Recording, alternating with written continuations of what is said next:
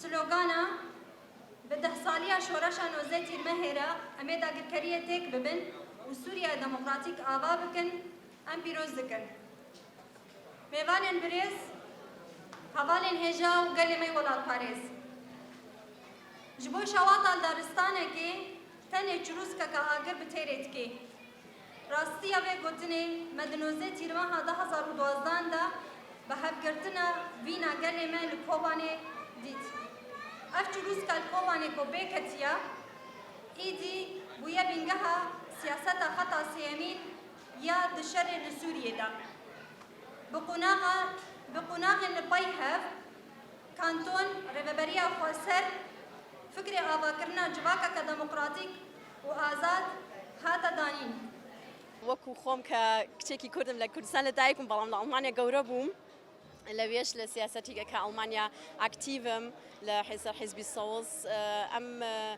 مەیشت کە بەسەر ڕۆژاوایە هات و خاستن ژنان و خانمانی ڕۆژاوا تووشی بوو شۆڕش بوو پێی ئەمە شتێکە لە دنیاە بێ هەموو دنیا بیبینێ و ژنەکانی ئەڵمانیاش بە تایبەت چەند ڕێکخراوێک کەگەڵ ڕێکخراوی نێرگزی خانمانە عرزمان کردوتەوە و خەڵکەکانمان ناسیوە یعنی کەس ئەمەی نەبینیوە ئەیان بینی کە داعش یان شەڕی سووریا کە دروست بوو بڵێن کەسێکی زۆریش ئاوارەیەکی زۆر بەڕێگاوە بوو 2 میلیۆن لە کوردستانی عێراقا بوون چەند هەزارانی تریش ڕۆیشتە ئەوروپا ئەوان بەس ئاوارەکانیان بینی ئەوانەی کەلمانەوە ئەوانمان لەبیر چوو بوو و کاری ئێمەش ئەوە بوو پیشانی خەڵکەکە بین ئەو ژنانی کە لەوێمانەوە چەند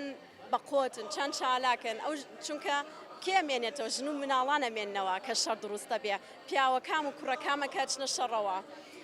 بە ژنەکان ئەمێنن کە ئازان لە ماڵەوە یعنی داکۆکی نەک لە مناڵەکان شەڕێکەکەن لە ناوچەکەی خۆشیانەکەن و ئەوانە ئەمانەوێ پیشانی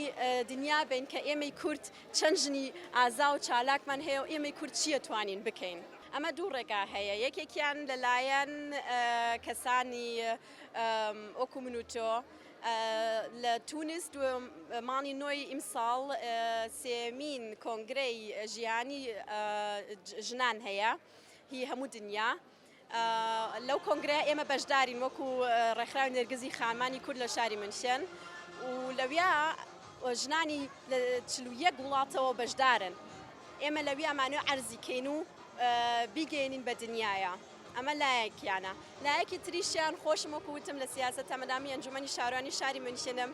و ئەبێ بیگەێنین لە ڕێی سیاسەتیشەوە ئەگەر بڵێت و نەیر ئەمە شتێکی سیاسیە ئەمە شتێکی گێۆپۆلیتیکە گێۆپۆلیتیک بۆ لە تورکیا یعنی یەکێکە لە وڵاتەکانی ناتۆ و بەس ئەندامێکی نۆرماڵیش نییە لە ناو ناتۆیە تورکیا دووەمین گەورەترین قۆتی عسکەری هەیە لە ناو ناتۆیە دوای ئەمریکا ئەمە کەیسێکە کە وڵاتەکانی ناتۆ نایانەوێ تورکیا عاجزکەن و عەزێتی بن لەبەر ئەوە ئێمە ئەبێ زیاتر زەخت بکەین و کێشی و ئێش و ئازای کوردی ڕۆژاوا بە دنیا بگەێنین لە ڕێی سیاسەتەوە.